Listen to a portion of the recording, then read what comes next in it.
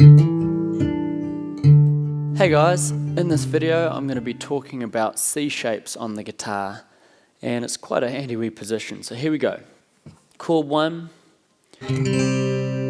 resembles a normal chord C, only I'm just taking some of that low information out. So here it is. Third finger on the 5th string 3rd fret, and that's curling over string 4, so it's muted. I've got my first finger on the 2nd fret, 1st fret 2nd string, my 4th finger on the 3rd fret 1st string. So that's quite a nice tight but open chord 1 sound. Now moving on to chord 2, this is probably the trickiest one to know the best option, so I'm going to give you 3 options and you can decide your favorite. The first is just to do a normal D minor chord. My first finger here on the 1st fret 1st string, my 3rd finger on the 3rd fret 2nd string, my middle finger on the 2nd fret 3rd string, and I'm muting these low 2 notes or just making sure I don't play them. Now that's fine, only that there's no continuity. All the notes change.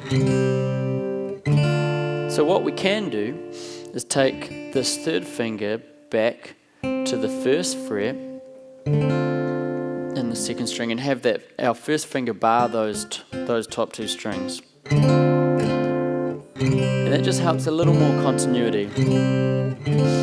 But I go one step further often and put my pinky back up here on the 1st string 3rd fret and play like a D minor 11 chord. And it just has heaps of continuity. And functionally it also does work as a chord too. So moving on to chord 3, I like just playing this E minor 7 shape. So that's my 3rd and 4th fingers up there on the 1st and 2nd strings, my 1st and 2nd fingers on strings 5 and 4.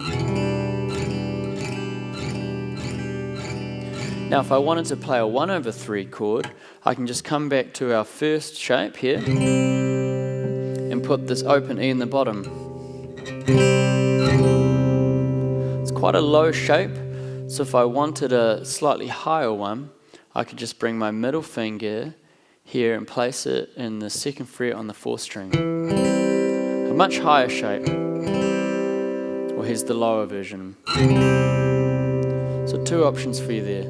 Moving on to chord 4, I love this F major 7 shape. Rings out really nicely.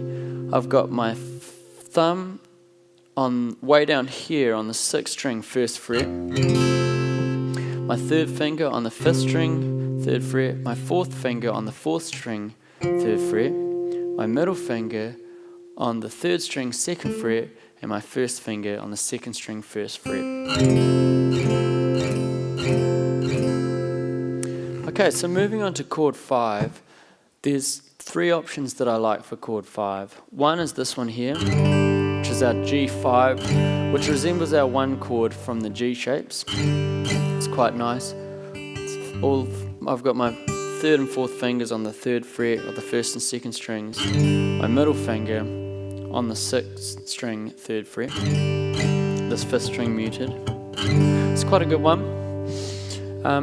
Although I quite like this other shape that has even more continuity, which is this one here, pinky on the 1st string 3rd fret, 1st finger on the 2nd string 1st fret, and this 3rd finger on the 6th string 3rd fret. It's actually a G sus chord.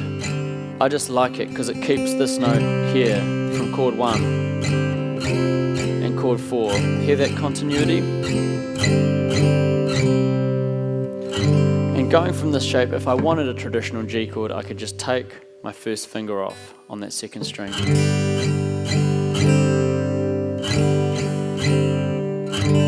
So there are our G shapes. Alright, moving on to chord 6.